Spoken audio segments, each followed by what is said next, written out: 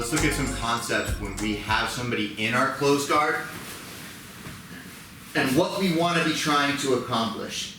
The main thing here when we're in closed guard and what we're trying to do is keep our hips up and feet to the floor so I can get a nice pinch.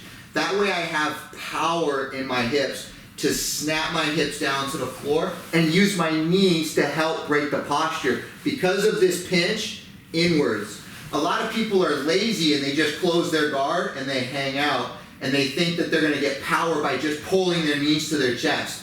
You're gonna gain the power by elevating, and then as he's looking to fight, we're gonna move the hands and then snap down to get those grips to really control his posture. Even if he takes, a standard double collar grip where we're here and we're fighting, I still want my hips up because he's not gonna be able to really pin my hips to the floor and then walk around. So as he tries to drive my hips down, get that knee in the middle, it's easy to lift and walk around that knee and then focus on breaking the posture from there.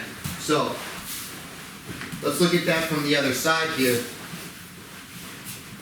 where I'm in, and I'm gonna just give myself a little bit of extra room where he has to push a little bit harder to break that down, puts that knee in the middle, and he starts to go around. You can already see that he missed putting that knee on bottom where my hips are on top of his leg.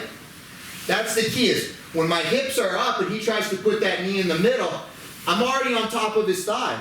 It's not that hard to just slip my hips and climb again. Do one more. I'm gonna lift my hips up as he goes there, and I'm so high on his leg, slipping over and coming back around to stay in closed guard will really make our opponent frustrated. Let's go back to this side. So, once we have our hips high, the next thing to do, you can feed those grips all together, is we have to break this down. I'm not gonna be able to sit up or do anything. Even if I establish a cross grip, with this here, I'm not sitting up. So what we're gonna do is we're gonna take a cross grip and we're gonna come underneath and we're gonna feed it in. I'm gonna use the watch of my wrist to break the grip. We're gonna go up here. This way I can let go and I can climb to control the head and the arm. Rather than doing it same side, coming under and coming up and trying to pull it, my hand can get stuck because if he's got a good elbow position, sometimes I can't get underneath and I end up here, he pushes on my chest and then he starts climbing back up.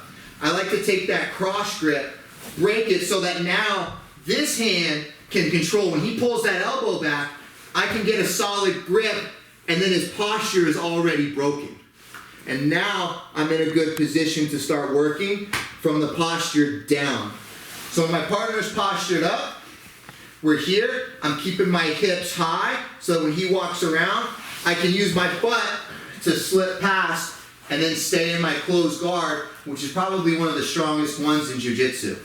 If I'm trying to break his posture down to work on submissions rather than maintaining, I'm gonna take a cross grip on his post, come underneath, go to the shoulder, go to the head, bring those knees in, and then control his posture here so he can't move from my attacks.